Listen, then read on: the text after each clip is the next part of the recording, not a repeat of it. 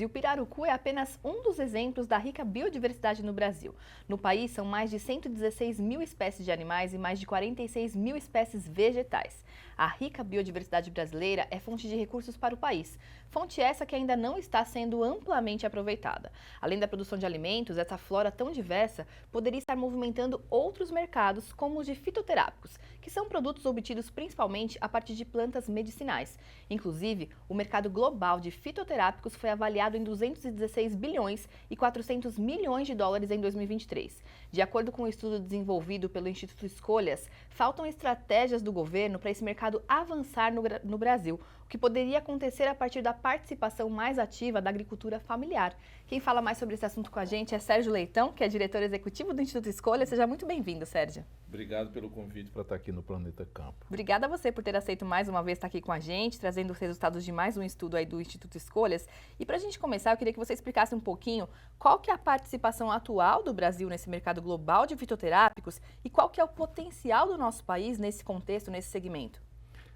A nossa participação é muito pequena. Para você ter uma ideia, você falou ali dos 216 bilhões de dólares que esse mercado no mundo inteiro, a partir da produção de remédios feito de espécies vegetais, movimenta todo esse dinheiro, 216 bilhões de dólares, e a gente participa com apenas 173 milhões de dólares, ou seja, é 0,1%.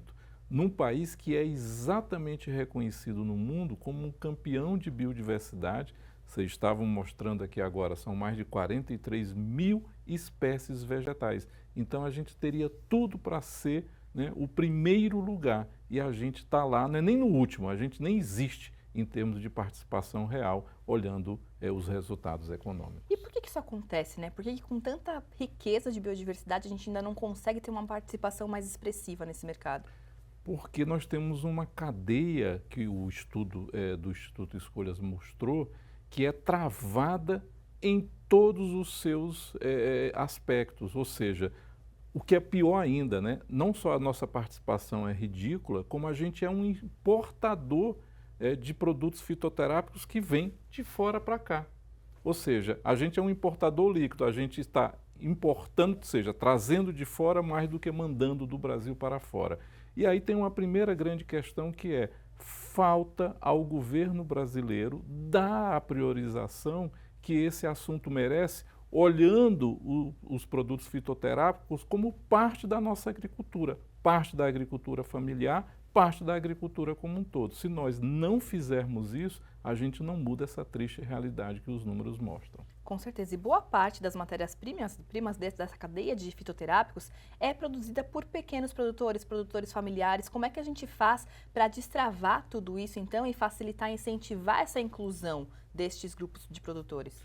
A primeira questão que a gente está propondo é que os esforços do governo federal. O governo federal lançou em janeiro deste ano um plano de neoindustrialização para retomar a indústria brasileira. Dentro desse plano existe uma estratégia nacional, chamada Estratégia Nacional de Fitoterápicos, que ficou de ser lançada 90 dias após o lançamento do plano. O plano foi lançado em janeiro, esses 90 dias já se passaram e até agora a gente não viu. Então, isso demonstra como o governo tem sido lento no tratamento da questão. O segundo problema é que nessa Estratégia Nacional dos Fitoterápicos não existe a presença do Ministério da Agricultura Familiar, que é quem cuida, né, do tema ligado aos interesses dos agricultores familiares, nem do mapa do Ministério da Agricultura. Ou seja, todo o setor que lida com quem produz está ausente do plano. Então, acho que a primeira questão que a gente tem que cobrar do governo: cadê a estratégia? Segundo, tem que chamar o MDA, tem que chamar o mapa para fazer parte da discussão. Com certeza. No estudo vocês indicam algumas estratégias, né, justamente para a gente promover esse mercado dos fitoterápicos. Queria que você falasse um pouco sobre cada uma dessas 7 estratégias, e em especial da assistência técnica, que é um dos principais pontos. Tá. A primeira questão que a gente está sugerindo e recomendando fortemente é que não dá para tratar esse produtor familiar, esse agricultor familiar, como se ele fosse uma empresa.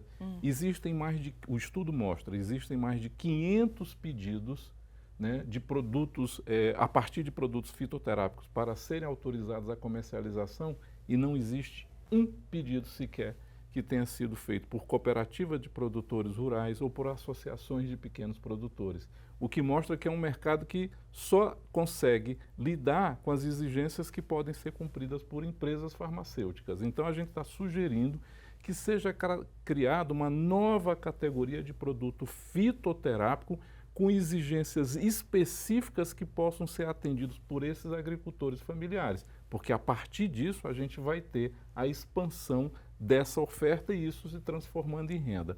Uma outra questão que a gente tem solicitado é, o Ministério da Saúde tem um programa chamado Farmácias Vivas, só que no programa das Farmácias Vivas, que é para fazer a produção de medicamentos fitoterápicos, toda a produção tem que ser feita nessas farmácias nos municípios onde o programa acontece. Não está estabelecido lá a compra dos produtos da agricultura familiar. Então a gente está sugerindo, por favor, Farmácias Vivas, ao invés de querer produzir tudo, compra do agricultor que já está produzindo e hoje não tem um mercado para ser feito o escoamento.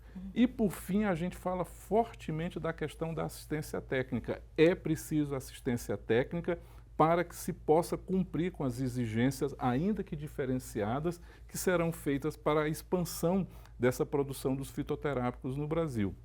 E aí o Instituto Escolhas fez um outro estudo mostrando exatamente como a assistência técnica é fundamental para a expansão da chamada bioeconomia do Brasil. Esse estudo foi tão bem avaliado que nós fomos convidados pelo deputado Joseildo Gama, da Bahia, para coordenar um grupo de trabalho que elaborou a proposta principal do estudo, que é se criar um sistema único de assistência técnica no Brasil que junte, coordene e hierarquize as diferentes iniciativas que já existem, que não conseguem produzir um resultado ainda mais otimizado, exatamente porque estão dispersas, estão descoordenadas.